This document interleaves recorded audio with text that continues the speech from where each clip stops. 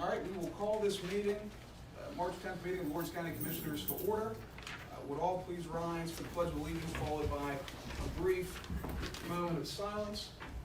Dan, would you lead us in the pledge? Certainly. I pledge allegiance to the flag of the United States of America and to the republic for which it stands, one nation, under God, indivisible, with liberty and justice for all. Please remain standing for a brief moment of silence.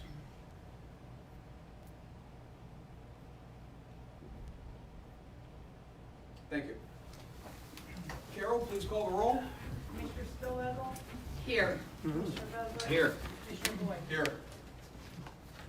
All right, I will note for everyone in the audience that we are being recorded on multiple different fronts right now, both by Mr. Piranha for NCTV45, by Ms. Hahn for her own use, and for us both in terms of a live stream that's being broadcast to YouTube right now, as well as a recording for our own personal use when compiling the minutes. With that being said, we have row officers' reports and comments. I'm seeing one row officer in the audience today, our very own Rich Rapone. Rich, do you have anything for us? I do. I have a couple items I'd like to share. All right, come on up, approach the bench. Thank you. Good morning, everybody. Nice to see you. Morning.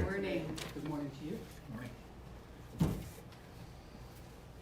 Okay, I'm going to give you an update on county tax collections. For the month of March, we've taken in $1,478,134.22 for a total of $2,886,064.18 for the year so far.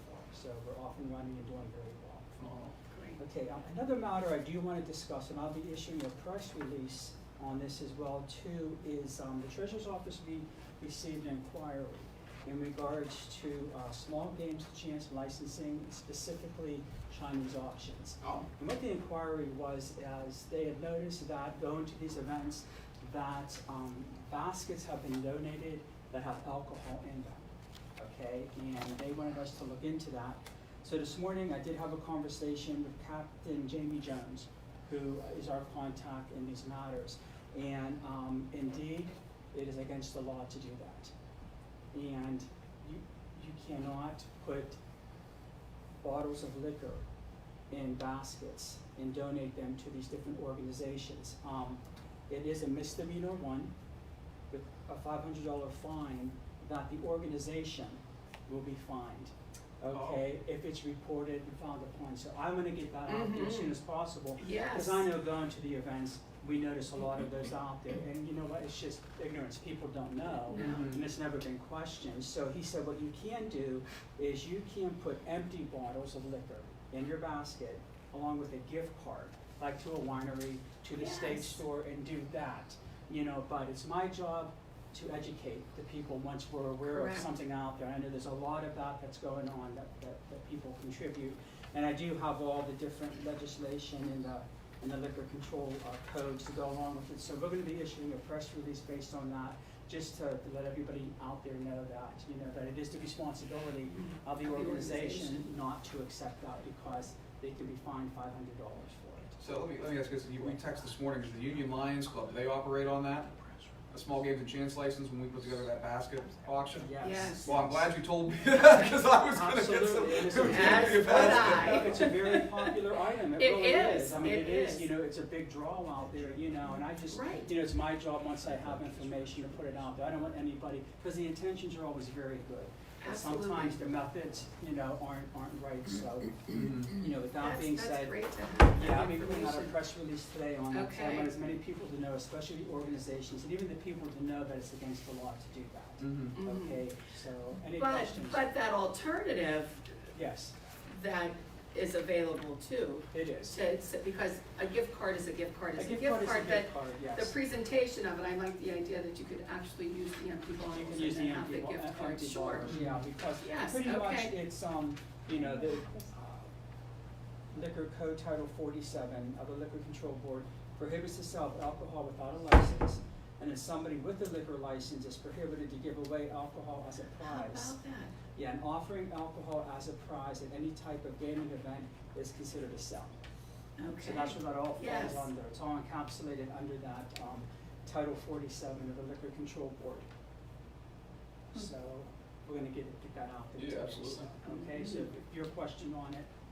Now we know. Yeah, empty Yeah, bottles. now we know. Thank you. Empty Yes, bottles. empty bottles. Empty bottles and With gift the cards, gift if card. you choose to do that. Yes, Mhm. Okay, All right. thank any you. questions? Thank you. Thank you so much, Richard. You're very welcome.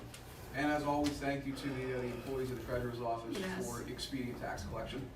And the taxpayers for And the taxpayers. That's a putting big their one, monies too. in, yes. Starts with That's them. a big one, Starts too. with them, Starts that's with them, right. Absolutely. Yes. Thank you very much. Thank you, You're Richard. welcome.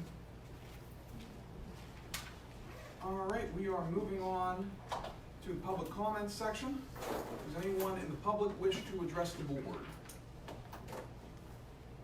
Angelo? I just want to kind of put this on the record.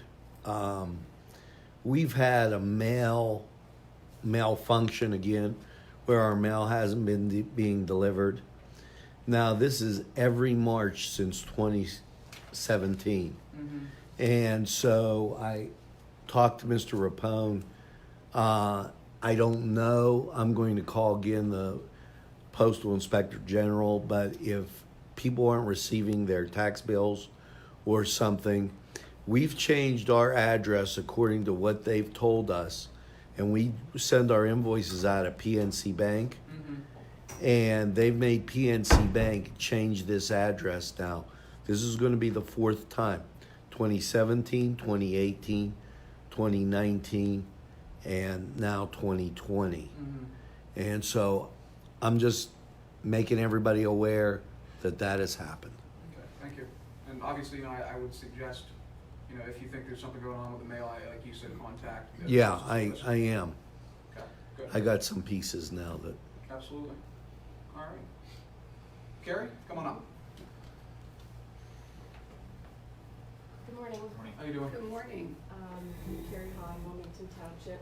I first want to say thank you. This is a huge step to be live streaming. I also want to thank you for providing the board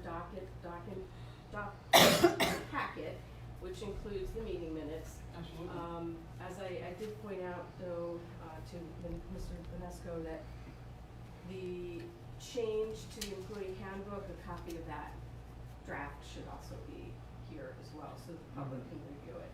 What we usually, first of all, it has been actually for review up in our office the entire week. It's been lying out on the table. Mhm. The other thing with regards to, we vote on, you know, for example, contracts here, which are substantial, large Sure. documents. The way I see it, we're voting largely on, I'll try to find, I don't know if we have a resolution for that. We're voting, for example, on resolutions that authorize us to either enter into an agreement or sign on to a policy, not necessarily specifically that policy itself. That being said, I go back to just relating to the anti-nepotism ordinance, or not ordinance, policy. That's been sitting on our table up in the commissioner's room. Anybody that's requested it, we've sent over, Debbie requested it, we sent over a copy to Debbie, no issue. Great. Well, thank you again. Today I'm going to read a letter to the editor that I will be submitting to the Newcastle News, and I titled it Rules of Conduct.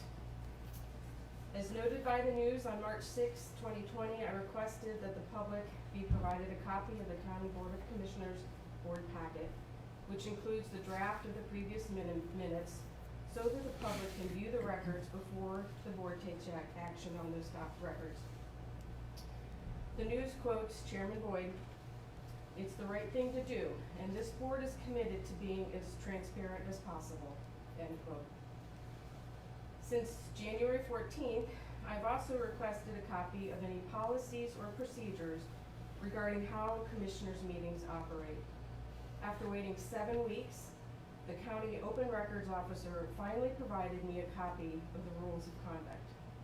According to the county's own rules, the chief administrator, who is responsible for preparing the board packet, is required to make the packet available to the public before the meeting.